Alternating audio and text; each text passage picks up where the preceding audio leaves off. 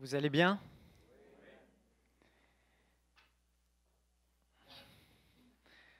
Moi aussi, je vais bien.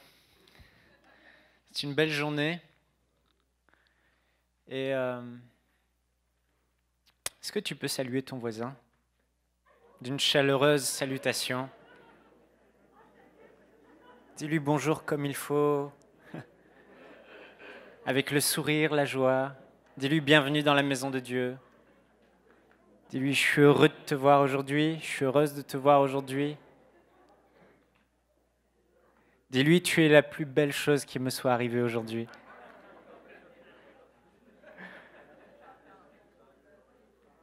Dis-lui je t'aime.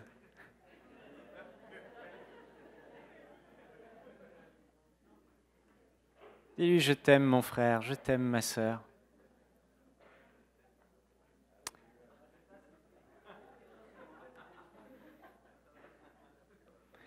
Amen.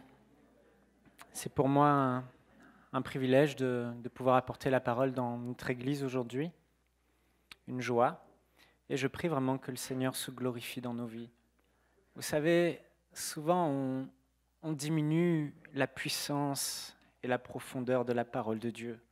Or la Bible dit que nous avons été régénérés par une semence incorruptible qui ne peut se détruire, qui ne peut être anéanti par rien que ce soit dans le monde, même pas une bombe atomique ne peut détruire. La parole de Dieu, elle est incorruptible. Et la Bible dit que cette parole nous a régénérés, nous a recréés, nous a transformés. Elle est vivante et elle est permanente. Alléluia. Seigneur, on veut te remercier pour ta parole ce matin. On veut te louer, Père, parce que ta parole est puissante et on ne veut pas la minimiser ce matin. Elle nous suffit ce matin et elle a la puissance de transformer nos vies. Elle a la puissance de transformer nos situations. Elle a la puissance de nous façonner, de nous rendre meilleurs. Elle a la puissance de tout accomplir et d'accomplir ce pourquoi elle a été envoyée et d'accomplir ce qu'elle déclare dans nos vies aujourd'hui. Seigneur, on ouvre nos cœurs à ta parole qui est vivante, à ta parole qui est permanente. S'il te plaît, Saint-Esprit, prends la parole de Dieu ce matin et fais-la pénétrer au plus profond de nos cœurs. On ouvre nos cœurs et on te dit, Saint-Esprit, sens-toi libre aujourd'hui. Viens dans mon cœur, viens chez moi comme bon te semblera. Tout est à toi, mon cœur est ouvert. Entre et change-moi, transforme-moi, que je ne sois plus le même aujourd'hui. Je veux repartir de cet endroit différent. Père, on te remercie et on te fait toute la place maintenant. À toi toute la place. Saint-Esprit, glorifie la parole de notre Seigneur Jésus-Christ. Parce qu'au commencement était la parole et rien de ce qui a été fait n'a été fait sans elle. Alléluia. On t'aime, Père. Alors accompagne ta parole ce matin. Alléluia. Amen. On va pouvoir lire ensemble dans 1 Corinthiens au chapitre 13, versets 1 à 2.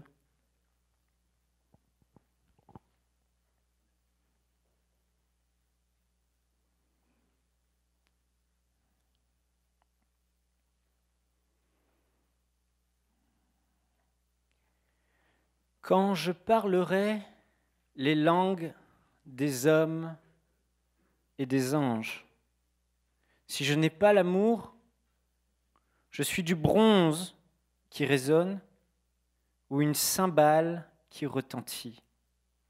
En gros, je suis un bruit de fond. Et quand j'aurai le don de prophétie, la science de tous les mystères et toute la connaissance, quand j'aurai même toute la foi jusqu'à transporter des montagnes, si je n'ai pas l'amour, je ne suis rien. 1 Corinthiens 13, au verset 13. Maintenant donc, ces trois choses demeurent. La foi, l'espérance, l'amour. Mais la plus grande, c'est l'amour. Ce passage nous dit qu'à moins que nous fassions les choses avec comme source de motivation l'amour, cela ne comptera pas, cela ne sera pas retenu aux yeux de Dieu. Ce passage nous dit qu'on peut être l'homme le plus intelligent de la terre, l'homme qui maîtrise toute la science, l'homme qui maîtrise toute la connaissance. Si on n'a pas l'amour, on n'est rien. Ce passage dit qu'on peut parler toutes les langues, et même les langues des anges, qu'on peut prophétiser. Mais si nous n'avons pas l'amour dans notre cœur pour notre prochain, cela ne compte pas, nous ne sommes rien. L'amour, ce passage nous dit, est la plus grande des choses. Et ce passage dit aussi qu'on peut avoir la foi. Et on est tous intéressés par la foi qui déplace les montagnes, la foi qui attire la puissance de Dieu, la foi qui fait des miracles, la foi qui lève les paralytiques, qui ouvre les yeux des aveugles, les oreilles des sourds, la foi qui garnit nos comptes bancaires, la foi qui fait toutes sortes de choses, la foi qui ajoute des choses à notre vie. Mais si je n'ai pas l'amour, je ne suis rien. Je ne suis rien aux yeux de Dieu et ce que je fais ne compte pas, ce que je fais ne vaut pas. Et pourtant, quand on regarde notre vie, la plupart du temps, on est en train de poursuivre la foi. On est en train de poursuivre le miraculeux. Alors que Dieu dit, ce n'est pas le plus important. Le plus important, mon frère, le plus important, ma sœur, c'est l'amour que nous avons les uns pour les autres. C'est l'amour que nous avons dans notre cœur. Alors là, il y a quelque chose qui ne va pas dans nos priorités. Et vous savez, on peut faire un message sur la foi. Je regarde les messages que je peux faire sur enseigne-moi.com. Oh, dès qu'il s'agit de la foi, du miraculeux, du surnaturel, il y a plein de vues. Mais lorsque le message, c'est un message sur l'amour ou sur un autre, tout à coup, le nombre de vues diminue. Il y a un problème. Et ceux qui m'écoutent, maintenant que j'ai dit ça, vous ne pouvez pas mettre play, pause sur la vidéo et partir. En régie, si vous mettez un titre à ce message, ne mettez pas l'amour, mettez le message le plus important. Le message le plus important de la terre. Comme ça, les gens vont cliquer et vont l'écouter. Pourquoi les gens ne sont pas intéressés par les messages sur l'amour, alors que Dieu dit c'est le plus important? Pourquoi les gens ne recherchent pas l'amour, alors que Dieu dit que c'est le plus important? Je vais vous dire pourquoi. Parce que les gens veulent que Dieu ajoute à leur vie et non que Dieu soustrait à leur vie. Et pour eux, aimer, c'est soustraire. Aimer, c'est je donne. Mais les gens veulent recevoir. Parce que le cœur de l'homme a tendance à devenir égoïste. Et l'amour du plus grand monde est en train de se refroidir. Mais Dieu, ce matin, veut nous ramener à l'essentiel. Dieu, ce matin, veut nous ramener à la priorité. Et cette priorité est importante parce que tellement de choses vont découler dans notre vie, dans votre vie et dans la vie de l'Église si nous grandissions dans notre amour, si l'amour de Dieu prend toute la place dans nos cœurs. Mais si on reste dans cette logique des gens, je veux que Dieu ajoute à ma vie et non pas que Dieu soustrait, et aimer c'est soustraire. Si on reste dans cette logique et qu'on veut être vraiment intelligent, alors l'amour reste quand même le message le plus important. Pourquoi? Parce qu'on vit sur cette terre pour quelque temps, n'est-ce pas? Bientôt, on va quitter la terre. Bientôt, on est des passagers ici, n'est-ce pas? On n'habite pas sur terre pour y demeurer. La Bible parle qu'on sera enlevé, qu'on sera au ciel et qu'on aura une demeure céleste. Tout le monde sait, tous les enfants de Dieu savent qu'on est éternel. On a une âme éternelle, on a un esprit éternel. Notre corps va mourir, mais éternellement, c'est-à-dire il n'y aura pas de fin. Jamais de fin, jamais de limite. On vivra éternellement. Que ce soit en enfer, que ce soit au ciel, mais pour les enfants de Dieu, ce sera au paradis. Dieu va recréer la terre et on va avoir une demeure dans la nouvelle Jérusalem. Éternellement.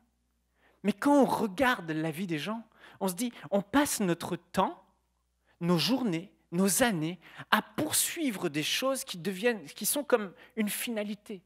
Ma maison, elle doit être plus grande, elle doit être plus belle. Je dois avoir plus d'argent, je dois avoir plus de responsabilités, je dois avoir je dois devenir une personne plus importante dans la vie. On poursuit des choses année après année et finalement ça ne se finit jamais. On rénove notre maison, on la revend, on reprend une nouvelle, encore plus grande et encore plus grande. Et cela jusqu'à la fin de notre vie. On poursuit des choses finalement qui sont comme pour nous une finalité. Mais Jésus l'a dit, soyons clairs, ces choses vont rouiller, pourrir, elles vont rester sur terre. Donc si on veut être intelligent et que Dieu ajoute vraiment à notre vie, la meilleure des choses, c'est d'aimer et de donner sur terre parce que nos récompenses n'auront rien à voir par rapport à ce qu'on aura fait si ce n'est pas fait avec l'amour. Nos récompenses n'auront rien à voir avec le fait que tu as fait des choses pour toi et pour ton ventre. Absolument rien. Les bonnes œuvres, ce n'est jamais pour toi, c'est toujours pour les autres. Et Dieu te récompensera pour les bonnes œuvres que tu as faites pour les autres par amour. Donc ce qui sera retenu, c'est l'amour. Alors si on se soucie tellement de l'état de notre confort et de notre maison sur terre, posons-nous la question, comment sera notre maison éternelle au ciel? Si on se soucie tellement de l'importance qu'on aura sur cette terre, des paliers qu'on va gravir, des échelons qu'on va gravir pour devenir monsieur, madame, avoir des responsabilités, ne pas être nobody. Alors posons-nous cette question. Qu'en sera-t-il de nos responsabilités éternelles? Est-ce que ça vaut vraiment la peine de dépenser tant d'énergie sous le soleil pour des choses qui vont rouiller et dépérir? Ou est-ce que ça vaut la peine de poursuivre l'amour, d'aimer les autres pour avoir des récompenses éternelles? Une maison, un jardin avec de l'or. Alors oui, ceux qui veulent ne pas ajouter à leur vie, je vous conseille de continuer à écouter ce message. Parce que notre maison et nos choses sur terre ne vont durer que quelque temps. Est-ce que vous me suivez? Soyons intelligents, frères et sœurs. Quand on regarde l'Église primitive, ils avaient quelque chose que l'Église d'aujourd'hui a perdu. Ils avaient l'impression que Jésus allait revenir demain.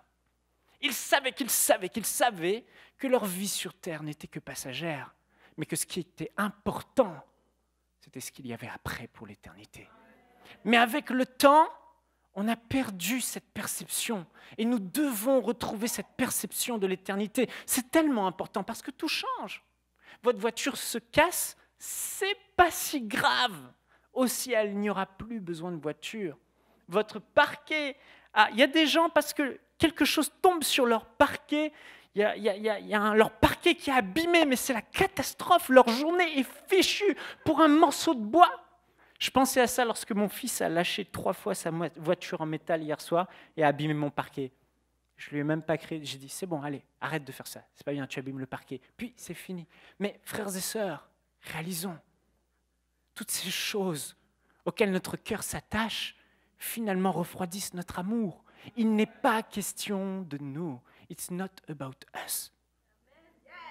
C'est à propos des autres. C'est à propos des autres. Récemment, un couple modeste a fait un don à une organisation chrétienne de plus de 100 000 €.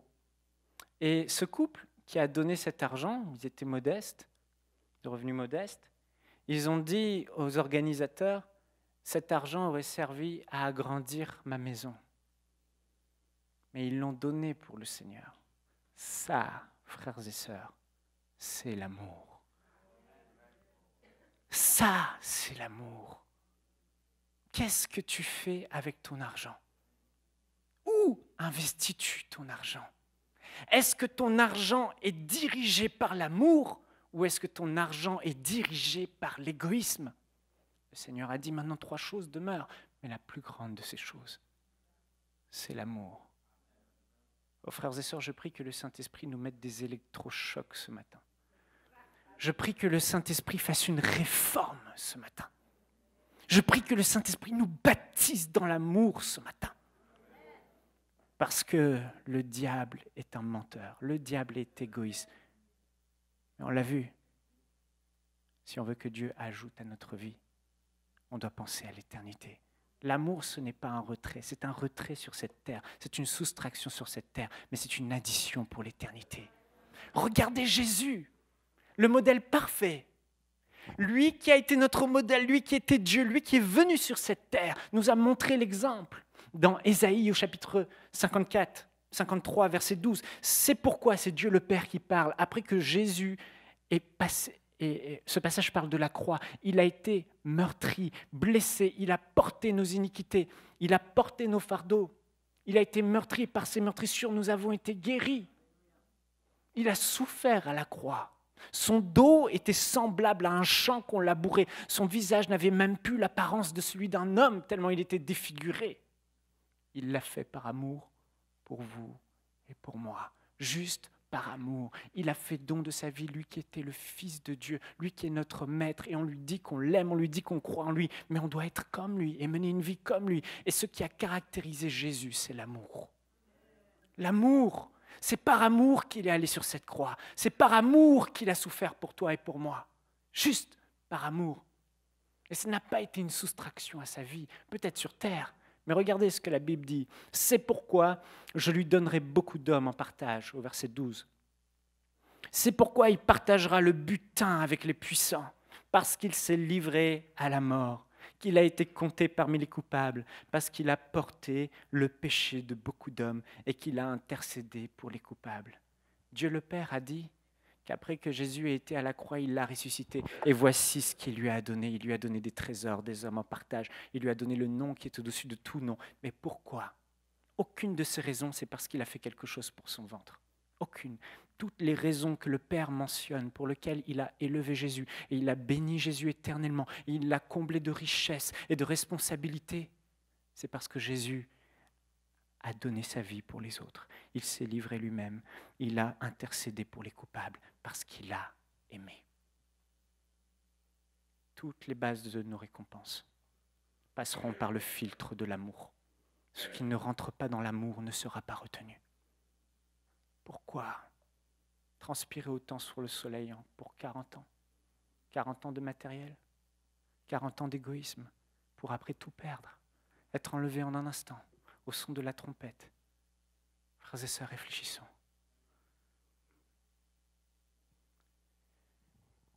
Jésus a dit dans Matthieu chapitre 22, versets 37 à 39, « Tu aimeras le Seigneur ton Dieu de tout ton cœur, de toute ton âme et de toute ta pensée. C'est le commandement le plus important et le plus grand. Et il y a un second qui lui est semblable. Dis semblable. Semblable. Tu aimeras ton prochain comme toi-même. » Souvent on parle du fait d'aimer Dieu, mais on oublie le commandement qui lui est semblable. Le commandement qui est aussi l'un des commandements le plus importants. Le second des commandements, tu aimeras ton prochain comme toi-même. Et Jésus va aller plus loin pour souligner l'importance du fait qu'on doit aimer les autres. Encore plus, il va dire, si tu es là en train d'adorer et d'apporter une offrande à ton Père Céleste, tu es venu au temple à l'époque pour l'adorer, tu viens à l'église pour l'adorer, tu viens ici avec ta dîme, tu viens ici avec tes dispositions pour le louer, mais que tu te souviennes, non pas que toi tu as quelque chose contre quelqu'un, le standard est plus élevé, mais qu'un frère dans l'église, un frère, a quelque chose contre toi, laisse ton adoration, laisse ton offrande, va d'abord te réconcilier avec ton frère, puis viens ensuite m'adorer.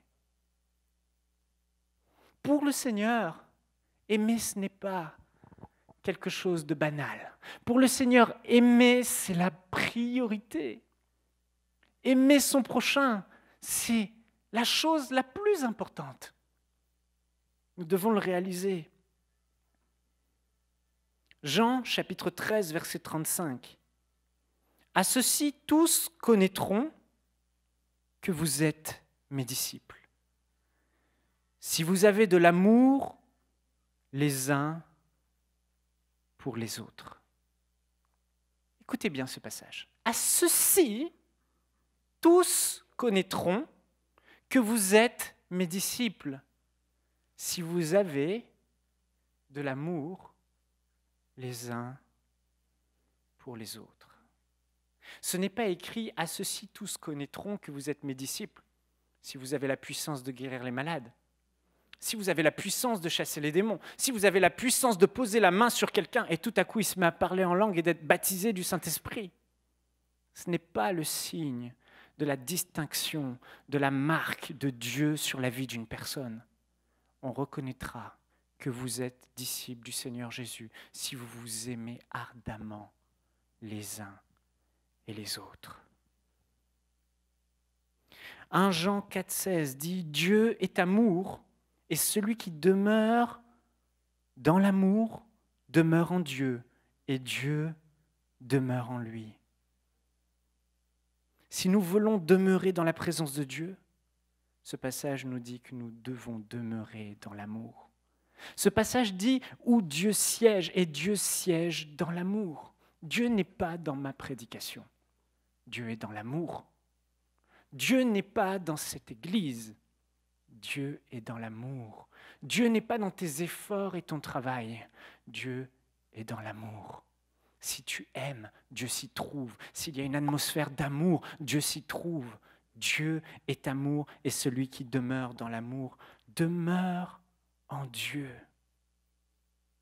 1 Jean 4, 7.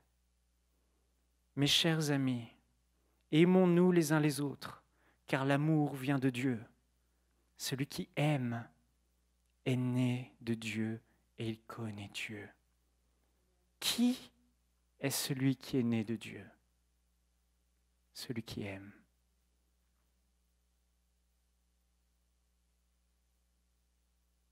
Qui est celui qui connaît Dieu? Celui qui a lu toute sa Bible? Celui qui aime.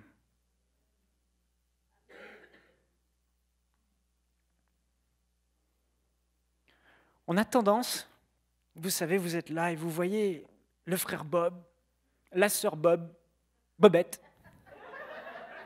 le frère Bob et la sœur Bobette qui sont vraiment utilisés par Dieu.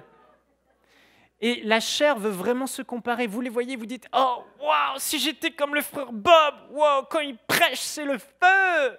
Si j'étais comme la sœur Bobette, quand elle prie pour les gens, il y a des démons et les démons sont expulsés. Oh, si j'étais comme le frère Bob, je prie et je vois la puissance de Dieu s'accomplir dans ma vie. Et souvent, ces comparaisons nous diminuent, nous dévalorisent et nous font du tort parce qu'elles ne produisent rien, parce qu'on est en train de se comparer avec une mesure qui est fausse que le Seigneur ne nous a jamais donnée comme mesure de comparaison. Il ne nous a jamais dit de nous comparer avec des gens à cause du fruit du miraculeux dans leur vie. Le seul critère de comparaison, c'est l'amour. Les miracles n'ont jamais été pour Dieu le signe qu'une personne marche avec Dieu. Jamais. Beaucoup diront « Seigneur, Seigneur !» N'avons-nous pas prophétisé par ton nom? N'avons-nous pas chassé des démons par ton nom? N'avons-nous pas fait beaucoup de miracles par ton nom? Alors je leur dirai ouvertement, je ne vous ai jamais connu, retirez-vous de moi, vous qui commettez l'iniquité.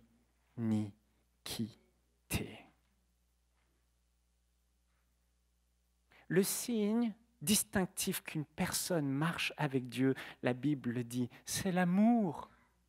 Cessons de nous comparer, cessons de chercher le miraculeux et de se dire « Waouh, je veux être comme lui, je veux être comme lui ». La seule personne sur qui nous devons fixer les yeux et les regards, c'est Jésus-Christ sur cette croix et son sang qui a coulé par amour pour vous et moi. Voilà le critère de comparaison qu'on doit avoir. Est-ce que je suis prêt à donner ma vie pour mon frère, pour ma sœur, comme Christ a donné sa vie à la croix? Est-ce que je suis capable d'aimer comme lui a aimé? Voilà ce qui me challenge. Voilà ce qui me réveille. Voilà ce qui me bouleverse. Dieu n'est pas impressionné par les miracles. D'ailleurs, il a dit, je ne vous connais pas. Je ne vous ai jamais connu. Vous qui commettez l'iniquité. Vous savez, tellement de gens ont la foi qui déplace des montagnes, mais tout ce qu'ils font sont motivés par des intérêts égoïstes, par le désir d'être quelqu'un, par le désir d'être sur une chaire, par le désir d'être acclamé, applaudi, par le désir de devenir important. Ils font les choses pour leur ventre, mais il n'y a pas d'amour. Le Seigneur qui sonde les cœurs et les reins le voit, et il dit, leurs œuvres passeront au feu, et on verra ce qui restera. Et la seule chose qui restera, c'est l'or éprouvé de l'amour. Alors, il n'y a pas à se culpabiliser. Il n'y a pas à te dire Dieu n'est pas avec moi. Parce que même si lui voit des miracles, peu importe, ce n'est pas le signe qui montre que Dieu est pleinement avec lui. Le signe, c'est de voir si cette personne marche dans l'amour. Et j'ai une bonne nouvelle pour toi. Tu peux aimer parce que l'amour de Dieu a été répandu dans ton cœur. Tu peux choisir l'amour aujourd'hui. Et être libre de toute culpabilité de comparaison. Parce que tu es là et tu te dis « Waouh, c'est beau comment elle l'aime, mais c'est génial parce que moi aussi je peux aimer comme elle l'aime. Je peux aimer comme Bob et je peux aimer comme Bobette. »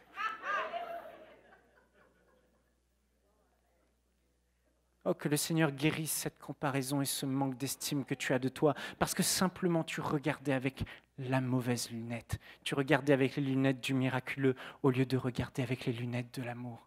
Mais dis à ton voisin, mets les lunettes de l'amour. Alléluia.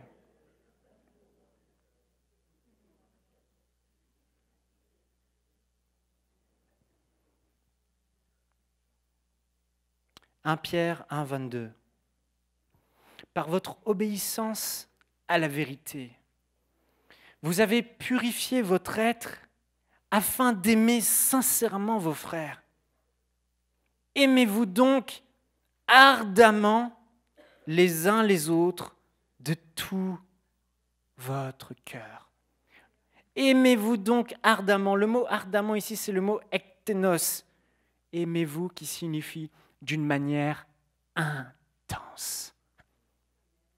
Pas du bout des doigts, pas du bout des lèvres. Aimez-vous ardemment. Aimez-vous d'une manière intense. Et on voit lorsque les premiers chrétiens ont été baptisés du Saint-Esprit dans la plénitude de Dieu au temps de l'Église primitive, l'Église des Actes, on voit que la fondation de l'Église de l'époque, c'était l'amour. Ils ont été baptisés dans l'amour. On peut le voir ensemble dans Actes au chapitre 4, verset 32. Tous ceux qui étaient devenus croyants vivaient dans une parfaite unité de cœur et d'esprit.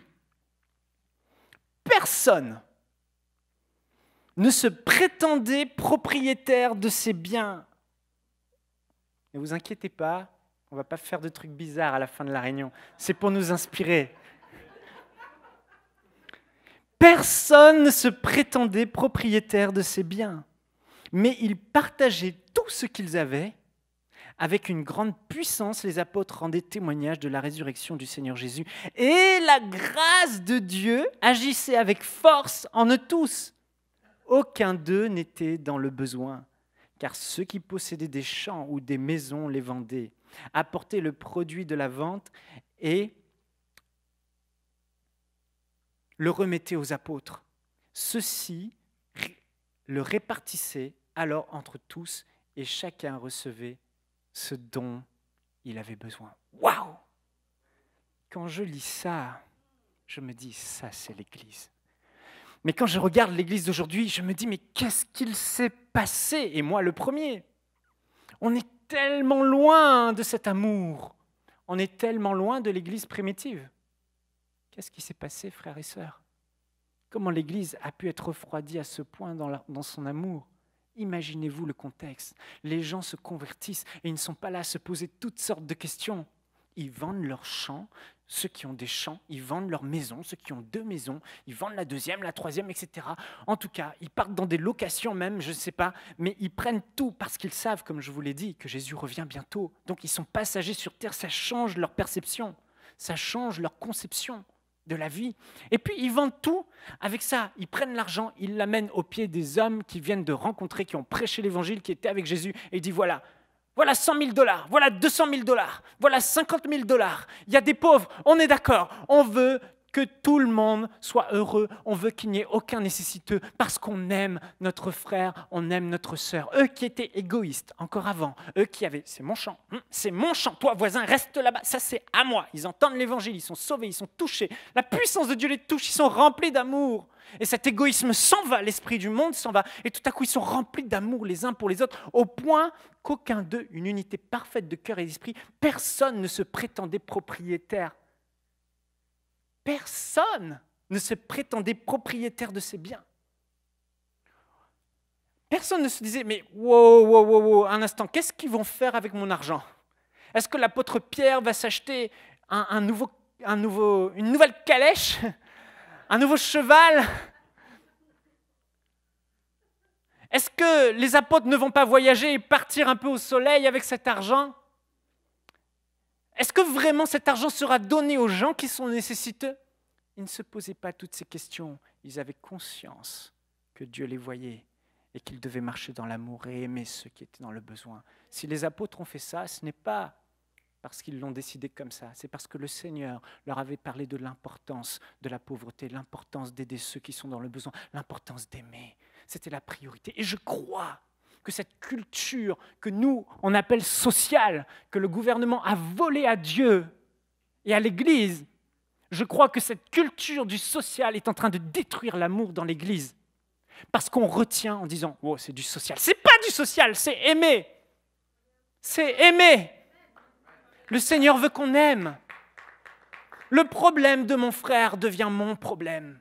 Le combat de mon frère devient mon combat. On n'est plus à l'époque de Caïn où Caïn dit « Suis-je le gardien de mon frère ?» Abel, à Dieu. Oui, tu es le gardien de ton frère. Oui, ton frère, c'est ton frère. Oui, ton frère, Dieu l'aime. Et Jésus est mort pour lui à la croix. Ta sœur aussi. Alors tu te dois de l'aimer. Tu te dois de l'aimer. Tu te dois de l'aider. Frères et sœurs, ne laissons pas les gens dans la détresse dans l'Église. Aimons-nous ardemment les uns les autres. Waouh, comment Dieu peut faire ça? Il peut le faire, mais déjà, il faut une disposition de cœur où on prend conscience. Wow, on est en train de rechercher la mauvaise chose. On doit rechercher l'amour. On doit rechercher à aimer. Aimons. Il s'aimait ardemment, avec intensité, au point de tout mettre en commun. Aujourd'hui, wow, oh moi je suis pas d'accord, j'ai pas eu la même récompense que mon frère, c'est injuste. Oh moi je suis pas d'accord, lui il a eu plus et moi j'ai fait autant que lui. Non, c'est quoi ça? C'est quoi? Ça vient d'où? Aimez-vous ardemment. L'amour ne recherche pas son intérêt. L'amour cherche le bien de l'autre. L'amour ne se réjouit pas du mal. Le Seigneur nous a destinés à aimer. Le Seigneur nous a créés pour aimer. Nous sommes des êtres qui doivent aimer, comme Jésus a aimé. Ça doit être notre focus, notre target, notre cible.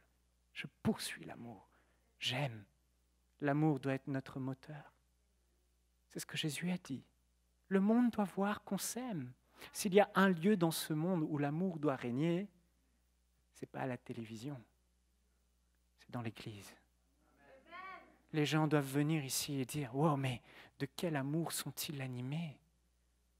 Pas de jugement, pas de critique, pas de querelle, pas de jalousie. Ils s'aiment. Ils s'aiment. L'apôtre Paul va parler d'autre chose. Il va dire « Saluez-vous les uns les autres par un saint baiser. » Oh Seigneur, qu'est-ce que c'est important ce saint baiser? Qui veut un saint baiser? Mon frère Jérémy, tu peux venir?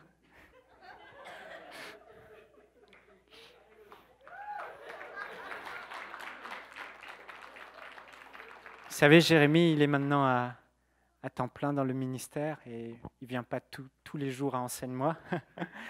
Et chaque fois que je le vois, des fois, je suis là dans ma culture de l'Amérique du Nord, la culture de l'Europe, la culture occidentale. On est là et c'est comme ça, je le vois. Et toujours, le frère Jérémy, il va au saint baiser. Et là, mon cœur est repris. C'est pas deux baisers, hein. Ça c'est la France ou l'Europe. Ça, c'est pas ça le saint baiser. Le saint baiser est important dans l'Église primitive. Le saint baiser n'est pas sur la bouche, ne vous inquiétez pas.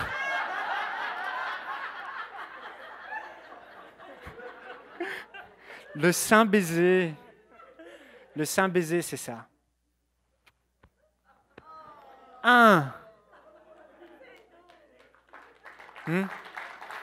Ça commence par là, l'amour. Frère, pardonne-moi pour toutes les fois où j'ai fait ça. C'est fini. C'est mon frère. Ce qui est à moi est à lui. Ce qui est à lui est à moi. Surtout ce qui est à lui est à moi, parce qu'il a plus de choses. Non. Mais on doit s'aimer d'un amour ardent. Et je vous assure, je vois ce que ces salutations à l'européenne et à l'Amérique du Nord, selon la culture, ça fait. Je vois. Ça crée de la distance. Jésus est venu dans une culture juive. Merci. Il est venu dans une culture où les gens étaient quand même distants. Et il est venu apporter le royaume de Dieu. C'est-à-dire, il l'a dit, l'amour, la paix et la joie. Il ne s'est pas laissé influencer par la culture du monde, mais il a influencé la culture du monde par le royaume des cieux. Il a créé son atmosphère et nous devons créer dans notre Église, restaurer cette atmosphère du saint baiser. Oui, ça paraît, certains me diront, mais c'est un mensonge. J'ai réalisé que c'était un mensonge parce que j'y ai cru pendant longtemps. C'est vraiment un mensonge. Je bénis le Seigneur pour le livre de Gary Chapman parce qu'il a identifié les 5 langages de l'amour. Le toucher, les paroles valorisantes, le service, la générosité, les cadeaux, etc. Mais ce que je n'aime pas, c'est quand les gens lisent ce livre et disent « Moi, mon langage d'amour, c'est le service. Moi, mon langage d'amour, c'est pas le toucher. C'est surtout pas le... » C'est faux. Parce que je n'aimais pas toucher les gens. Et je n'aimais pas quand les gens me touchaient. Mais quand j'ai réalisé ça, j'ai réalisé que l'amour commence par le saint baiser. L'amour fraternel commence par l'accolade. L'amour fraternel commence par la proximité, la chaleur et l'humanité. Ça commence par là. Alors, Jésus a eu les 5 langages de l'amour. Et Dieu veut qu'on devienne comme Jésus. Alors nous avons les 5 langages de l'amour. Et nous devons tous les manifester. Nous devons aimer et dans l'Église nous saluer. Nous devons nous prendre et nous aimer ardemment. Salut. Il y a même dans l'Église... Non, mais c'est un stade par rapport à l'Église primitive. Il y a des chrétiens, ils regardent, je vous assure, ils regardent où le frère et la sœur qui ne veut pas voir est sorti. S'il est sorti par la porte de droite, il sort par la porte de gauche, il va vite dans l'ascenseur pour surtout pas le croiser. Les pasteurs sont rivaux, se détruisent, se critiquent. 2 frères sont amis, puis tout d'un coup, un problème, un désaccord, on ne se parle plus. C'est un monstre, il parle contre moi, l'autre parle contre moi. Mais c'est terrible. C'est terrible. Il faut que cela cesse au nom de Jésus. On n'est pas dans le monde ici. On est dans l'église d'amour du Seigneur Jésus-Christ. Il n'y a pas de critique. Il faut vraiment... Je voyais le Seigneur Jésus, comment Jean était avec lui. Oh, le monde dira que c'est de l'homosexualité. Foutaise. Ce n'est pas de l'homosexualité, c'est de l'amour fraternel. Lorsque Jean pose sa tête sur la poitrine de Jésus, mais aujourd'hui, le monde est venu pervertir ça en disant les frères n'ont plus le droit de faire. Oh, c'est trop bizarre, un frère et un frère qui se mettent la tête sur la poitrine de l'autre.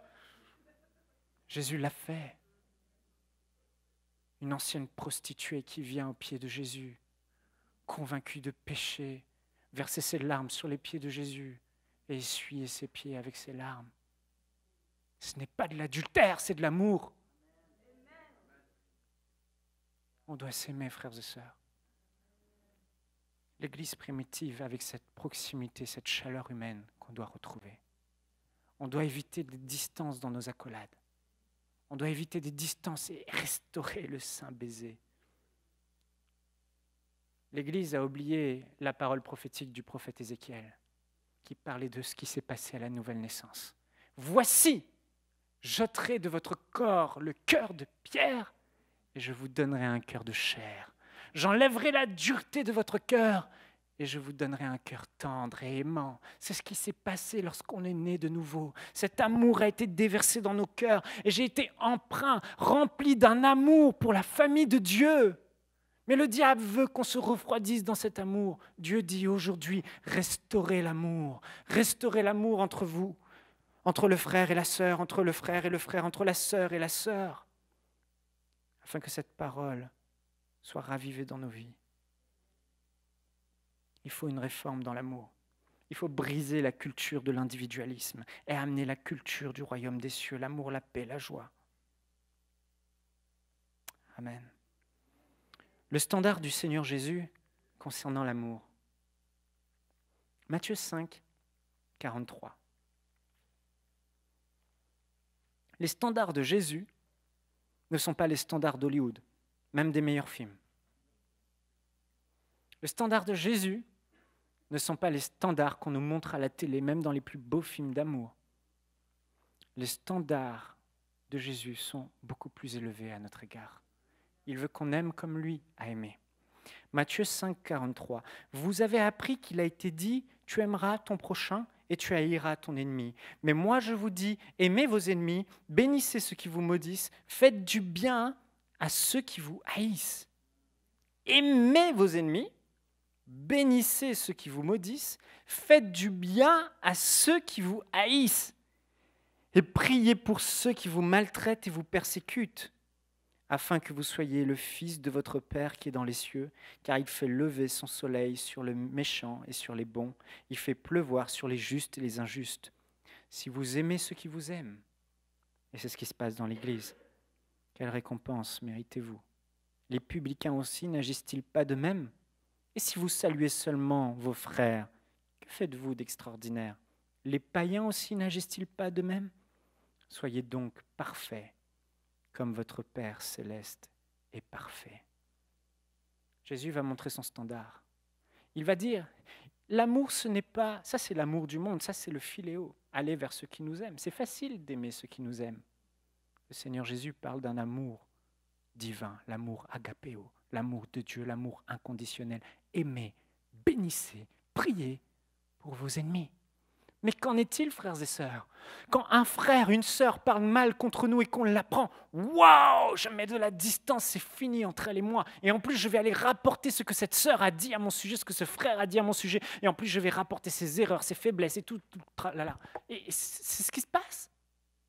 Jésus a dit d'aimer nos ennemis, de bénir ceux qui nous font du mal et de prier pour eux. C'est ça l'amour de Dieu.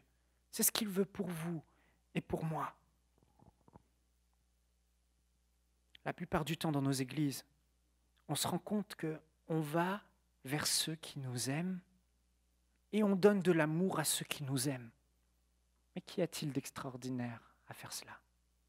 Jésus va dire, quelle récompense y a-t-il pour ce genre d'attitude? Moi, Jésus, je vous dis, l'amour que je veux que vous ayez, c'est le même type d'amour que j'ai eu. Aimez mes détracteurs, aimez celui qui m'a volé, aimez celui qui m'a trahi, aimez celui qui parle mal de moi, au point de mourir pour lui à la croix. Ça, c'est le standard de Dieu.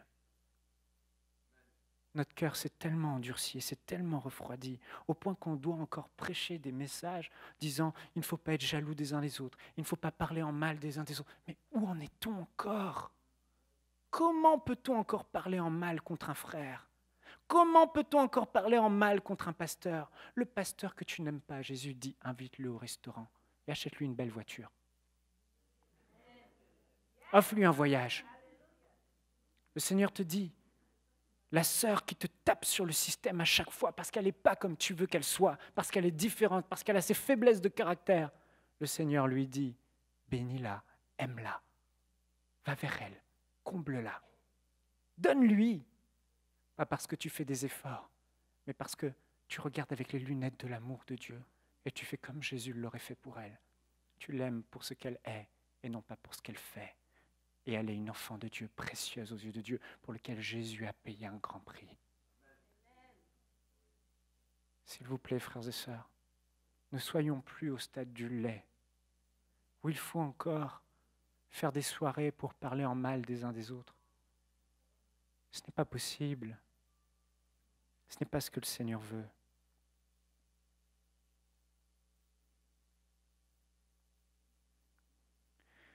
Jésus va aller plus loin dans Matthieu chapitre 5, versets 21 à 24. Il dit, « Vous avez appris qu'il a été dit à nos ancêtres, tu ne commettras pas de meurtre. Si quelqu'un a commis un meurtre, il en répondra devant le tribunal. Eh bien, moi, je vous dis, celui qui se met en colère contre son frère,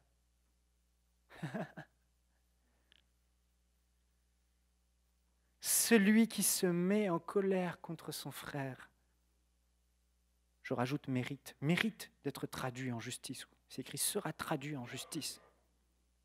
Celui qui lui dit imbécile passera devant le tribunal. Je rajoute mérite de passer devant le tribunal.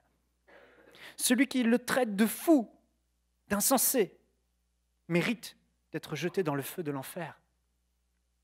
J'ai rajouté mérite. Si donc, au moment de présenter ton offrande devant l'autel, tu te souviens que ton frère a quelque chose contre toi, laisse là ton offrande devant l'autel et va d'abord te réconcilier avec ton frère, puis tu reviendras à présenter ton offrande. Le Seigneur emploie ici des mots forts. Il emploie une comparaison forte, mais il montre son standard, son exigence. Il veut qu'on aime comme lui a aimé, et il nous a tout donné pour pouvoir aimer comme lui a aimé. Il a déversé son amour dans nos cœurs, il a ôté notre cœur de pierre, il nous a donné un cœur de chair. Ne laissons pas le monde venir endurcir ce cœur et le rendre de nouveau de pierre, mais brisons le gel qui a été déposé tout au long de ces années sur ce cœur de chair pour qu'à nouveau ce cœur tendre se manifeste. Aimons. Jésus a dit, on ne parle pas en mal d'un frère. On ne critique pas un frère. On ne calomnie pas contre un frère et une sœur. Dans les standards de Dieu, cela n'est pas toléré. Dieu dit, aime ton frère. C'est le plus important que ton ministère. C'est plus important que tes frustrations. C'est plus important que ta petite vie. Aime ton frère, aime ta sœur et bannis tout le reste.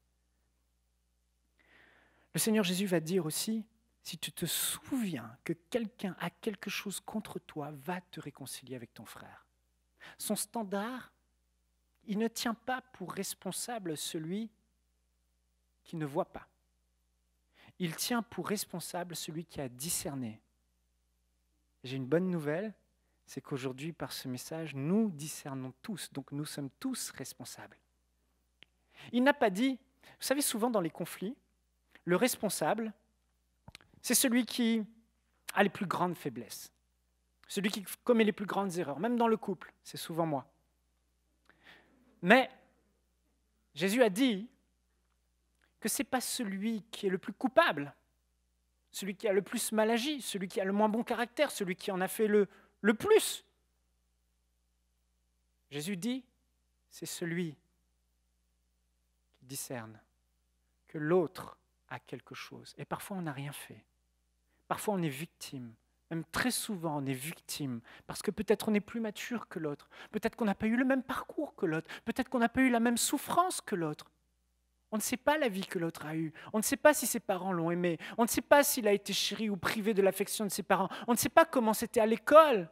Et on se permet de juger et de dire « Ouais, il m'a fait ci, il m'a fait ça. Ouais, c'est comme ça. » Jésus dit « Non, aime, aime. » Toi qui sais que lui est coupable, lui est responsable de cette situation de tension.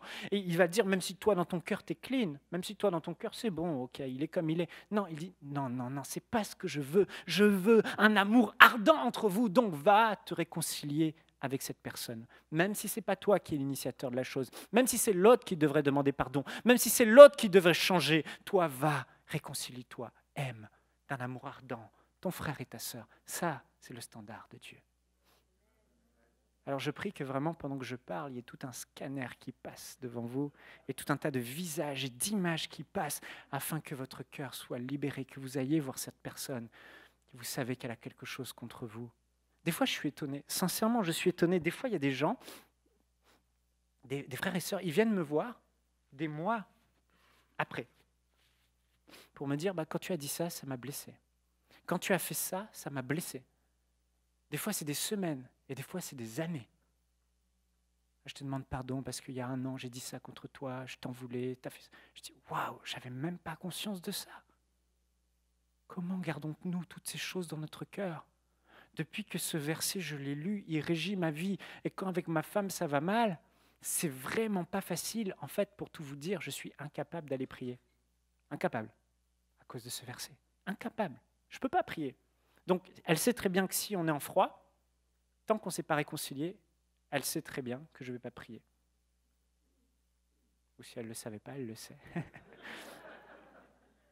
Mais je ne peux pas. Comment pourrais-je aller prier lorsque le Seigneur Jésus a dit « Si ton frère a quelque chose contre toi », mais c'est difficile d'aller vers sa femme et de lui dire « Chérie, je te demande pardon. J'ai dû le faire cette semaine. Chérie, je te demande pardon. C'est difficile, t'as pas envie, ta chair a pas envie, t'as tout dit non, ne le fais pas, c'est elle qui doit le faire, c'est elle qui doit le faire. Parce que toi aussi, tu as été victime. Toi aussi, elle mérite que tu demandes. Mais non. Le Seigneur a dit, va. J'ai demandé pardon, je me suis humilié. C'est ça l'amour. Et vous savez, chaque fois qu'on fait ça, chaque fois qu'on le fait, on brise la glace sur ce cœur qui est en train de s'endurcir. Chaque fois qu'on va vers le prochain, on est en train d'attendrir notre cœur de nouveau. Et je pense qu'il y a des couples aujourd'hui. Vous devez vraiment vous réconcilier. Vous devez vraiment vous réconcilier. Et aller à cette conférence, ça va vous aider aussi.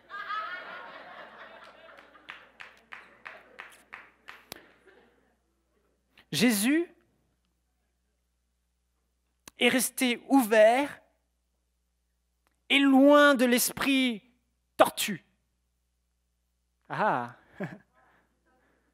il y a des chrétiens, c'est les meilleurs. Vous ne voyez pas où? Waouh, j'ai le don de discernement des esprits. L'esprit tortue. Waouh, je vois que l'esprit tortue partout. L'esprit tortue, c'est quand on t'a blessé. Quand un frère et une sœur t'a blessé, tu fais transformation, tortue, carapace. Je suis inatteignable. Je garde mes distances. Essaye de m'aimer. Pam, carapace. Esprit tortue. Transformation, mutation, tortue.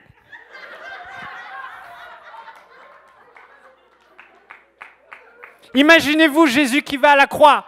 Oh, ils vont tous me trahir, je le vois. Tortue.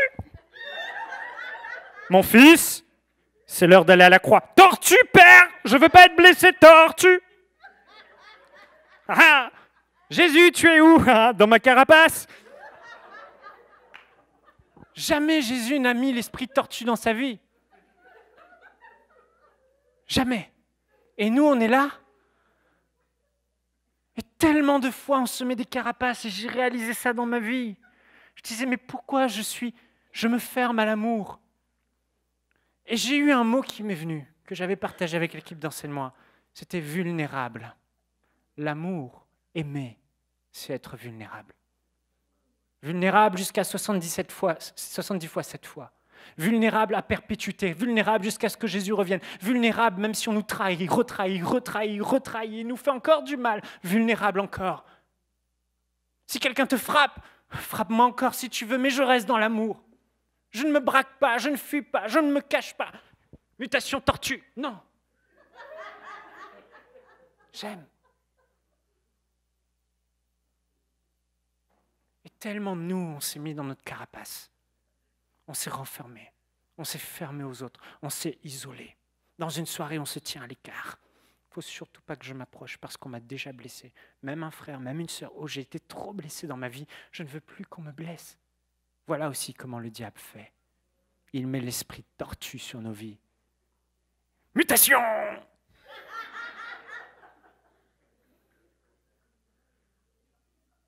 C'est sérieux ce que je vous dis. Il y a tellement de flèches qu'on se prend, tellement de coups qu'on se prend. Et on a l'impression que ça fait mal, mais c'est un mensonge de l'ennemi. Parce que quand on met les lunettes de l'amour, ces flèches ne sont finalement pas douloureuses. Tu n'as plus à te protéger, ma sœur. Tu n'as plus à te protéger, mon frère. Ouvre de nouveau ton cœur. Ouvre de nouveau tes bras. Comme Jésus qui allait se faire trahir par Judas. Il a laissé Judas venir lui transmettre un baiser alors qu'il le savait. Vulnérable. Il s'est laissé aimer, il a aimé. Il savait que Judas allait voler dans la bourse que ces gens donnaient, mais il le laissait quand même. Vulnérable. Il savait, mais il choisissait l'amour. Il y a une grande révélation là qui vient. On devrait laisser les gens nous faire du tort. On ne devrait pas chercher à tout prix à se protéger. On ne devrait pas toujours chercher à se protéger, à éviter le mal que les autres vont nous faire. Jésus ne l'a pas fait. Parce que ce n'est pas compatible avec l'amour. S'éloigner de son frère et de sa sœur, rentrer dans sa carapace, ce n'est pas compatible avec l'amour. Alors il faut faire un choix entre l'amour et l'esprit tortue. Il faut faire un choix entre le bunker dans lequel on se met et les flèches qu'on va se prendre. Jésus nous a montré la bonne attitude. Jésus savait que ce peuple allait le rejeter. Et pourtant, il a continué à le guérir. Crucifie-le, crucifie-le, crucifie-le. Il voyait. Il savait que certains qui l'avaient béni, guéri, étaient dans cette foule et allaient un jour dire crucifie-le. Mais il a continué à nourrir cette foule et à l'enseigner. Jésus savait que ses 12 disciples allaient fuir comme des petits lapins, l'abandonner, et même que Pierre allait le renier. Et pourtant, il a continué à prophétiser sur Pierre. Tu es Pierre. Et sur cette pierre, cette révélation que tu viens d'avoir, je bâtirai mon église. Et les portes du séjour des morts ne provoqueront pas contre elle. Je continue à croire en toi, Pierre. Je continue à investir en toi.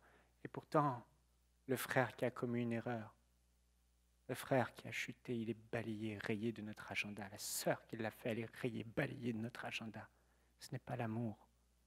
Laissons-nous souffrir quelques injustices, disait l'apôtre Paul, pour rester sur le chemin de l'amour, dans le couloir de l'amour. Oui, mais, Pasteur Michael, tu ne peux pas comprendre. Tu ne peux pas comprendre ce qu'on m'a fait. Il y a des années de ça. J'ai subi ça. On m'a fait ça. Je sais, ça fait mal. Je sais, mais ce qui fait encore plus mal, c'est de ne pas marcher dans l'amour. Jésus, ce qu'il a souffert et subi, la trahison, le rejet, les souffrances de tout un peuple, de toute une nation, contre lui seul, il n'avait que Dieu avec lui. Il l'a supporté par amour pour vous et moi. Alors toi aussi, tu as la puissance et la force de le supporter aujourd'hui. Et je déclare au nom puissant de Jésus que l'esprit tortue s'en va aujourd'hui. Alléluia, je vois la lumière apparaître de nouveau. Oh, il y a des gens que je ne pouvais pas toucher, je peux maintenant vous toucher sans que vous fuyiez. Alléluia, et moi aussi je m'ouvre, parce qu'on a tous des progrès à faire. Jésus a dit, tu dois pardonner 70 fois, 7 fois. Pierre trouvait ça difficile, mais c'est là que le Saint-Esprit entre en jeu. C'est là que le Saint-Esprit déverse l'amour de Dieu en toi et prend le relais. Les lunettes de l'amour. Quand Jésus marchait, remarquez Jésus, j'ai réalisé que Jésus, aucune fois, pas une seule fois, ne s'est plaint. Pas une seule fois n'a été frustré, pas une seule fois souffrait de quelconque injustice et de critique qu'on pouvait lui faire. Et pourtant, il aurait eu de bonnes raisons de le faire, après tous les coups bas qu'on lui a faits. J'ai réalisé pourquoi. Parce que Jésus marchait dans le couloir de l'amour, Jésus mettait les lunettes de l'amour. Et vous savez, quand vous mettez les lunettes de l'amour et que vous disposez votre cœur à non pas regarder là, mais regarder là, l'amour, tout à coup, tout change autour de vous. Tout change. Là, il y a une vision obscurcie, une vision d'injustice, une vision « Ouah, on est toujours comme ça, à subir, c'est injuste, c'est moi, l'égoïsme. » Et puis vous mettez la lunette de l'amour. Et tout à coup, plus rien ne vous fait mal, plus rien ne vous atteint. Jésus se tenait sur une autre hauteur. En fait, Jésus se tenait sur les hauteurs. Les choses ne l'atteignaient pas parce qu'il était insensible, mais parce que quand quelqu'un faisait par exemple un péché et que d'autres voyaient qu'il fallait le lapider et le tuer, la femme adultère, Jésus, lui, au contraire, il voyait les faiblesses de cette femme et il voyait une femme qui était sans berger et qui avait souffert et qui avait besoin d'un sauveur et il se voyait à la croix pour elle. Au lieu de voir les blessures que cela occasionnait sur lui, il voyait les blessures dans la vie des autres. Quand vous mettez les lunettes de l'amour, vous ne voyez plus vos propres blessures qu'on vous fait, mais vous voyez les blessures que les autres ont. Et vous réalisez que les gens qui blessent parce qu'ils sont blessés. Les gens sont comme ça avec vous parce qu'ils sont blessés, parce qu'ils ont besoin d'aide. Jésus, lorsqu'il a regardé Judas, il voyait une brebis perdue sous l'influence de Mammon, de l'argent. Quand Jésus regardait ses disciples qui l'abandonnent, il voyait des brebis non affermies sans le Saint-Esprit. Il se réjouissait du jour où le Saint-Esprit allait venir pour les affermir et leur donner l'audace et la trempe de disciples. Quand Jésus voyait le peuple qui le rejetait, qui criait « Crucifie-le », Jésus voyait des gens aveuglés par le diable, qui ne savaient pas ce qu'ils faisaient, au point où il a dit « Père, pardonne-leur, car ils ne savent pas ce qu'ils font ». Quand tu mets les lunettes de l'amour, tu te tiens comme un aigle, tu prends ton envol et tu es au-dessus des problèmes, au-dessus des situations, au-dessus des circonstances, parce qu'il n'est plus question de toi, il est question des autres. Et je finis par ce point, Matthieu chapitre 18, versets 21 à 35.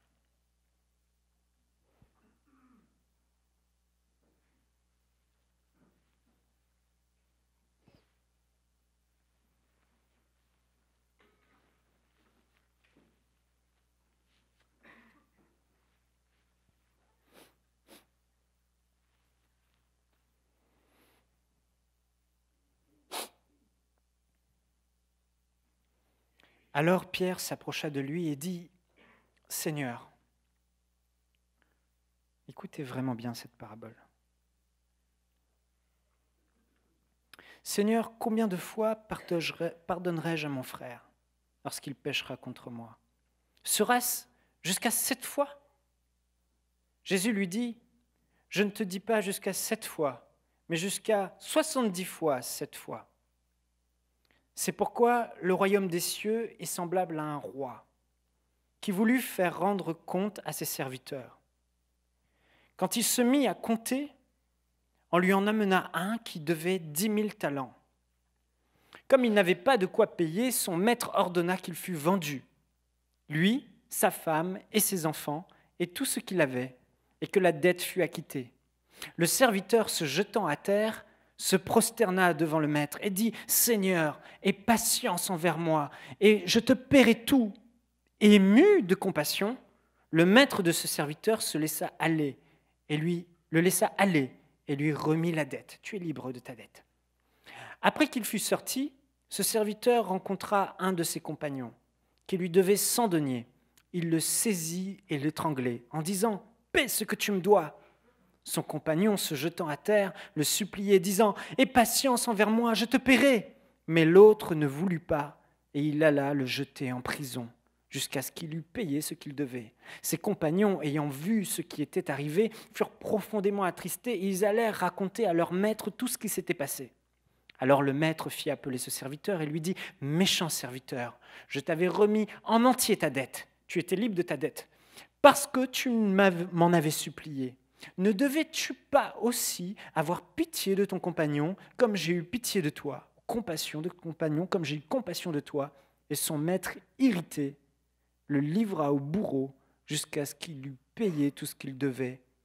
C'est ainsi que mon Père céleste vous traitera si chacun de vous ne pardonne à son frère de tout,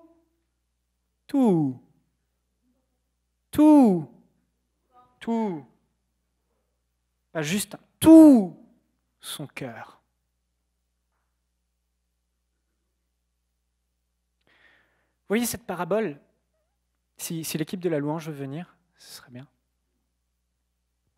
Merci. Cette parabole,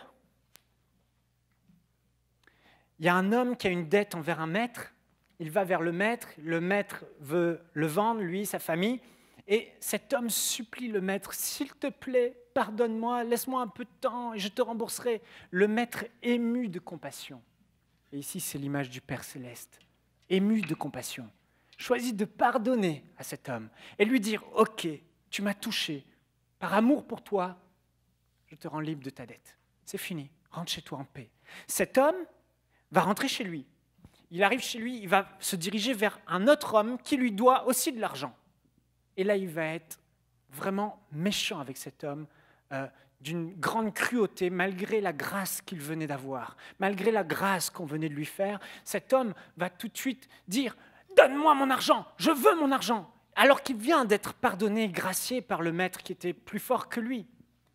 Et finalement, les compagnons voient je vais vous dire pour la musique dans un instant. Ce compagnon le voit et ils vont vers le maître. Ils vont voir le maître et rapporter au maître ce qu'ils viennent de voir. Cet homme que tu viens de gracier, à qui tu viens de tout pardonner, à qui tu viens effacer les fautes, voilà qu'il vient d'être dur envers un autre homme. C'est injuste. Stéphane, s'il te plaît. Merci. Il vient d'être dur envers un autre homme.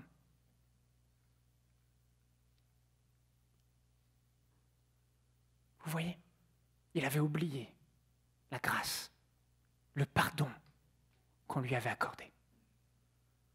Combien de fois nous oublions? Combien de fois nous retenons? Le passage dit, on doit pardonner de tout notre cœur. Tout notre cœur, pas une partie, tout notre cœur. Frères et sœurs, on a eu une parole prophétique, il me semble, la semaine passée, sur le pardon. C'était la semaine passée. Dieu a parlé concernant le pardon. Et je crois que ce matin, c'est vraiment important que vous sondiez votre cœur. Parce que certains dans l'Église n'ont pas pardonné. D'autres dans l'Église ont pardonné, mais en partie. Mais si on ne pardonne pas en totalité, on ne pourra pas aimer ardemment son frère. Ce passage dit que le maître a traité sévèrement cet homme qui n'a pas pardonné et l'a mis sous un joug en servitude jusqu'à ce qu'il ait payé toute sa dette. Et c'est ce qui se passera pour vous. Oh, wow, wow, je suis enfant de Dieu. Non, c'est ce qui se passera pour vous. C'est ce qui se passera pour moi si on ne pardonne pas. Je ne parle pas ici de l'enfer. Je parle ici d'un joug que l'ennemi met sur notre vie. Je parle de la grâce de Dieu qui s'enlève et se retire sur certaines situations de votre vie parce que vous-même, vous avez refusé d'accorder une grâce à votre frère, à votre sœur, en lui pardonnant de tout votre cœur. Alors comme vous retenez cette grâce, Dieu retient cette grâce. Et quand Dieu retient une grâce sur votre vie, sur nos vies, frères et sœurs, le diable vient là où il n'y a pas cette grâce. Il vient là où il n'y a pas ce pardon. Il vient et il vous met un joug sur vos épaules. C'est comme ça qu'on rencontre beaucoup de frères et sœurs qui se retrouvent avec des maladies. On rencontre beaucoup de frères et sœurs qui se retrouvent avec des problèmes, avec des situations difficiles, avec toutes sortes d'oppressions démoniaques, simplement parce qu'ils n'ont pas choisi de libérer le pardon en entier. Vous savez, quand quelqu'un vous a fait du tort et que vous vous mettez à l'écart de cette personne, un frère dans l'église, une sœur dans l'église, et vous dites « Ok, Jésus a dit 70 fois, 7 fois. Il a dit pas de distance si la personne s'est repentie. Tu dois rétablir l'amour ardent avec ce frère et cette sœur. Parce que si tu ne le fais pas, tu n'as pas pardonné de tout ton cœur. Si cette personne s'est repentie, tu dois aimer. Je dirais même si elle ne s'est pas repentie, on doit l'aimer. Encore. Malgré ses faiblesses de caractère, malgré ses erreurs, malgré tout ce qu'elle a pu dire. Mais on tient rigueur, on n'oublie pas, surtout les femmes, elles ont une matrice, elles se souviennent. Certains hommes, ils oublient plus facilement. Mais moi, j'ai l'impression des fois que j'ai une matrice. C'est pas facile, mais on retient le pardon. On est en train d'ouvrir une porte au diable dans notre vie. Je me souviens de cette jeune fille qui avait constamment des problèmes d'oppression dans sa vie, de tourments, de difficultés. Et puis, chaque fois qu'on priait pour elle, boum, elle tombait sur le sol et des démons se manifestaient. Plusieurs serviteurs ont prié pour elle. Elle n'était pas libérée. Il n'y avait rien à faire. Et puis un jour, elle partait en voyage et on était là avec un frère, on lui parlait, c'est le frère qui l'a amenée à l'aéroport, et juste avant, on a dit, on va prier pour elle. On prie, Seigneur béni, boum! Et puis l'oppression est là. Le mauvais esprit est là, oppressée. Elle est née de nouveau. Et puis là, je lui dis, mais c'est pas normal. Je dis, Saint-Esprit, pourquoi? Et puis là, il me dit, elle a été abusée et elle n'a pas pardonné. Alors je lui dis, tu as été abusée, non? Tu n'as pas pardonné. Et puis là, la sœur dit, non. Elle dit au revoir, elle part. Et puis tout à coup, 30 secondes après, elle réouvre la porte de la pièce et elle tombe à genoux devant moi. Elle pleure, elle dit « J'ai été violée et je ne lui pardonnerai jamais !»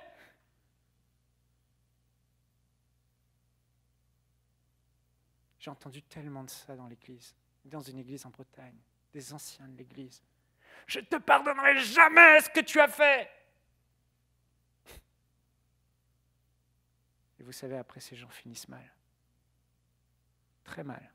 Nés de nouveau, mais très mal. Parce que pour recevoir le pardon et la grâce de Dieu, il faut libérer le pardon et la grâce de Dieu dans certains domaines de nos vies. Cette sœur, à ce moment-là, a demandé pardon au Seigneur d'avoir retenu le pardon et a dit « Je pardonne à cet homme qui m'a violée quand j'étais plus jeune. Je lui pardonne. » Les larmes ont coulé sur son visage. C'était fini. Problème réglé, oppression terminée, délivrée. Vous pouvez prier pour elle. Elle ne tombait plus. Fini. Frères et sœurs, sonde ton cœur. Qu'y a-t-il ? Jésus va parler de l'importance de se souvenir d'où on vient. Et j'aimerais conclure avec cela, c'est le plus important.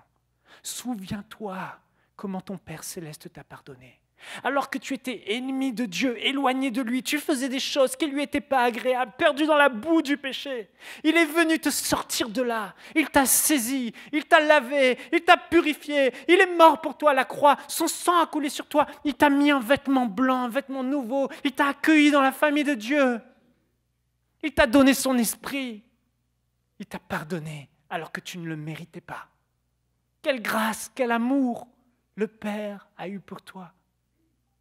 Alors comment peux-tu encore retenir le pardon et ne pas pardonner à cette personne qui t'a fait tant de mal, à ce frère, cette sœur, à cet inconnu que je ne connais pas dans l'église, mais que toi tu connais, qui a abusé de toi, qui a été vraiment odieux avec toi, à ton père, oui, à ta mère. Comment peux-tu retenir ce pardon à ton fils, à ta fille? Dieu dit, souviens-toi de là où tu es tombé. Souviens-toi de quel amour je t'ai aimé alors que tu ne le méritais pas. Mais je t'ai pardonné, je t'ai gracié, je t'ai accueilli. J'ai mis un anneau à ton doigt, un vêtement propre sur ta vie. Souviens-toi d'où tu viens. N'oublie pas d'où tu viens. N'oublie pas la grâce que tu as eue. Ouais, ok, ça c'est pour la nouvelle naissance, le moment où j'ai dit oui à Jésus. Et puis le temps passe et on oublie que chaque jour, tous les jours, chaque jour, Dieu manifeste sa grâce envers nous. J'étais à Anselmo encore il y a quelque temps et j'étais confronté à quelques frictions avec du personnel et j'ai pas toujours une superbe estime de moi-même, alors c'est pas toujours évident. Et dans ces moments-là, c'est vraiment difficile. Et je suis là et je pleure et je vais là et je me souviens, je pleurais, je dis Seigneur, je veux quitter Anselmo, Seigneur, je ne veux plus être confronté à ces gens, je ne veux plus être confronté à ceci, à cela, c'est pas facile. Et puis évitablement, vous savez que vous ne pouvez pas faire ailleurs parce que Dieu vous a appelé, vous aimez Dieu et vous ne voulez pas désobéir. Mais vous avez vraiment plus envie d'être dans ce contexte et à vivre ces choses qui vous agressent, qui sont parfois difficiles. Ouais, vivre en communauté, c'est difficile. Aimer, oui, ça demande des conflits, mais ce n'est pas ça le problème. Ce qui est le problème, c'est de marcher dans l'amour et de pardonner, de choisir de pardonner. Et je me souviens, dans ces moments-là, vous savez comment je suis ? Je suis là et je m'en veux terriblement. Je m'en veux, je me dis, je suis vraiment imparfait.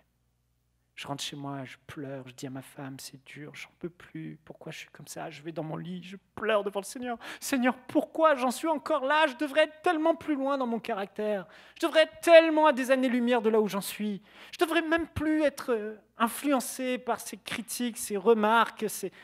Vraiment, pourquoi j'en suis encore là? Et je m'en veux tellement, tellement, tellement. Je dis, Seigneur, je ne suis pas digne de te servir. Et puis là, un jour, le Seigneur m'a parlé. Il m'a dit, Michaël, va lire cette histoire dans Jérémie, une histoire que j'ai rarement lue, l'histoire du potier. Et le prophète Jérémie, que moi je crois que c'était le prophète de l'amour, il a dit, Dieu lui a dit, va vers le potier et je vais t'enseigner quelque chose. Jérémie va descendre, il va arriver dans la maison du potier et il va voir le potier en train de façonner un vase. il construit un vase. Et la Bible dit, le vase que le potier était en train de faire avec ses mains, avec l'argile, ne réussit pas.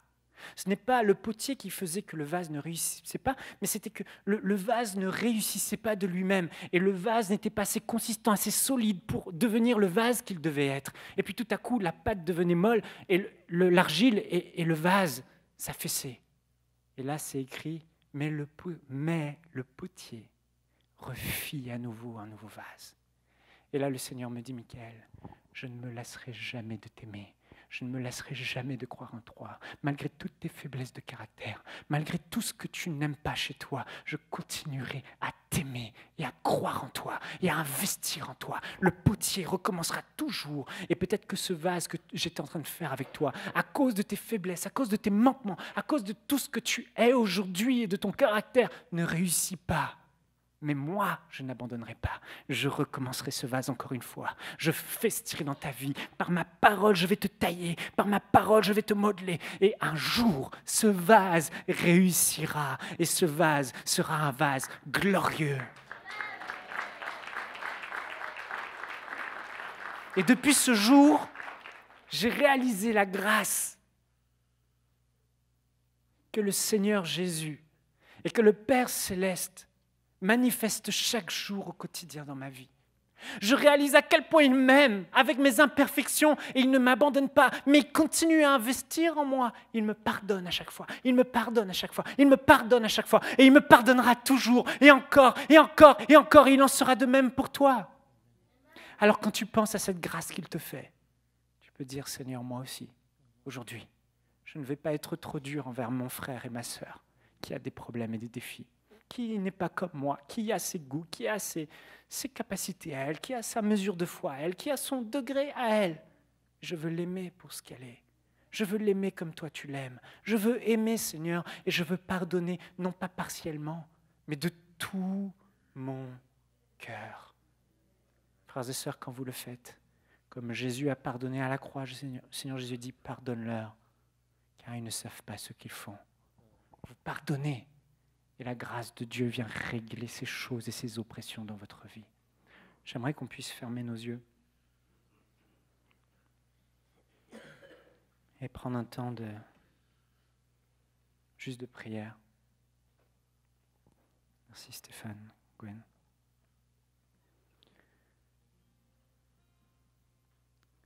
Je crois que ce moment est très important. Et au même titre que vous, je mets ma vie sur l'autel ce matin. Le Seigneur a parlé il y a quelque temps, je ne sais plus si c'était la semaine dernière ou la semaine d'avant, il a donné une parole prophétique disant, il y a quelqu'un qui retient le pardon dans ce lieu. Et en fait, il y a plus que quelqu'un ce matin.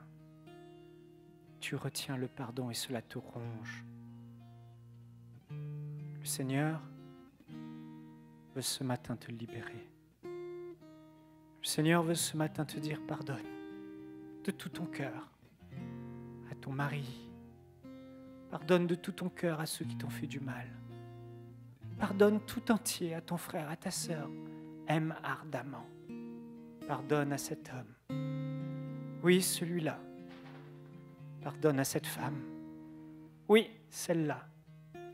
Pardonne de tout ton cœur.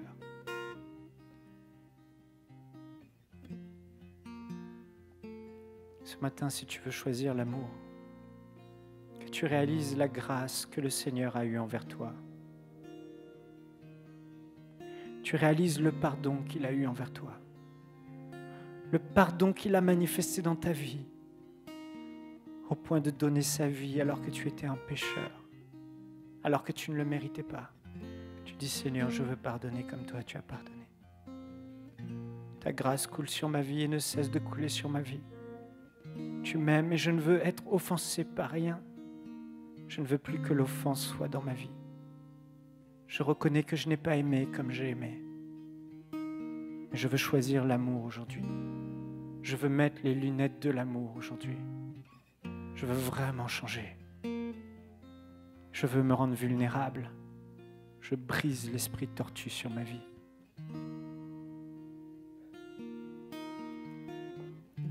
J'aimerais t'inviter à te lever, vous lever là où vous êtes Si vous voulez faire ce pas pour le pardon, pour l'amour dans votre vie, à vos places, Seigneur, c'est un jour nouveau, c'est une réforme dans ta vie, dans l'Église. L'amour de Dieu va régner.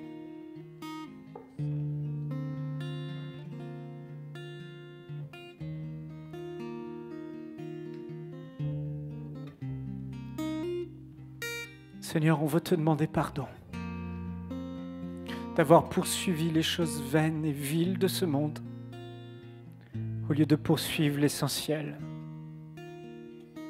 Les yeux plus fixés sur ce que tu vas ajouter dans notre vie plutôt de ce que nous pouvons ajouter dans la vie des autres. Seigneur, ce matin, je prie vraiment que tu baptises ton Église dans l'amour. Je prie, Père, que ton amour soit répandu dans nos cœurs ce matin. Que toute frustration, toute rivalité, toute jalousie, toute querelle, toute amertume, toute offense soit expulsée des cœurs ce matin. Que toute glace qui s'est formée, toute incompréhension, toute distance soit anéantie aujourd'hui. Que toute carapace dans laquelle on s'est enfermé soit détruite et réouverte aujourd'hui. Qu'on sorte notre tête de cette carapace et qu'on devienne à nouveau vulnérable. Que je puisse regarder mon frère et ma sœur droit dans les yeux et lui dire « Je t'aime. Je t'aime et je veux t'aimer toujours plus. Je veux m'ouvrir toujours plus à toi. » Seigneur, on te demande pardon. Viens nous transformer. Viens déverser ton amour ce matin. Viens déverser ton pardon ce matin. Si tu dois pardonner quelqu'un aujourd'hui, fais-le. Fais-le. De tout ton cœur, Jésus a dit. Pas juste d'une partie, mais de tout ton cœur. Oh la maïslaïte. Dis-lui, Seigneur, je pardonne. Seigneur, je pardonne et je m'abandonne entre tes mains. Qui suis-je pour retenir le pardon? Qui suis-je pour avoir endurci mon cœur? Oh Seigneur, je te demande pardon. Je reviens à l'essentiel aujourd'hui. Maintenant, je libère le pardon. Je libère le pardon. Je libère le pardon. Je libère le pardon. Il y a un couple aujourd'hui qui doit se réconcilier. Il y a un couple aujourd'hui qui doit se pardonner. Il faut le faire. Humilie-toi, toi qui as la grâce de pouvoir aller voir ton mari, ton conjoint, ta conjointe. Et dis-lui à quel point tu l'aimes et choisis le pardon. Rebâtissez. Rebâtissez votre couple.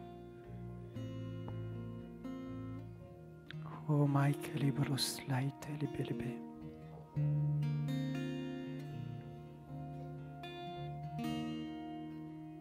Seigneur, vois nos cœurs et donne-nous d'aimer, d'aimer, d'aimer, d'aimer plus. Je vais inviter le pasteur Joël. Je crois qu'on va pouvoir après chanter ce chant « J'entre dans ma destinée ». Parce que notre destinée, c'est une destinée d'amour. Et je crois que la parole de Dieu a agi dans vos cœurs ce matin, dans mon cœur, dans nos cœurs, et qu'il y aura une différence dans notre niveau d'amour les uns pour les autres. Amen. Est-ce que vous le croyez? Est-ce qu'on peut acclamer le Seigneur? Merci Seigneur. Merci pour le modèle que tu es. Alléluia. Gloire à Dieu. Moi, j'aimerais ça vous inviter à prier cette semaine, même aujourd'hui. Prier et demander à l'Esprit de Dieu de se révéler à vous. Parce qu'aujourd'hui, on a reçu un message puissant. Et juste le fait de prier une prière très rapidement ici, comme on vient de faire, je pense que ce n'est pas suffisant. Mais Dieu vous appelle à chercher sa face cette semaine et vraiment lui demander, Seigneur, est-ce qu'il y a des endroits dans mon cœur que j'ai fermés? Et soyons attentifs à recevoir de Dieu. Amen. On ne veut pas juste entendre cette parole. Cette parole doit nous transformer. Parce que si nous sommes transformés, notre destinée sera transformée également. Notre avenir est transformé. Amen. Père éternel, je veux prier pour chaque personne ici. Les amis à la radio, sur Internet, partout, Seigneur, tous ceux qui vont entendre ce message. Je prie, Esprit de Dieu, que tu te révèles à chaque personne, que tu leur donnes des visions, qu'ils puissent entendre ta voix, Seigneur Dieu, pour connaître les pas qu'ils doivent prendre, Seigneur Dieu. Les pas pour aller en avant, pour relâcher, pour pardonner, pour vraiment marcher dans la liberté des fils de Dieu. Merci, Père, pour la révélation par le Saint-Esprit, au nom de Jésus. Amen. Amen. Soyez dans l'expectative que l'Esprit de Dieu va se révéler à vous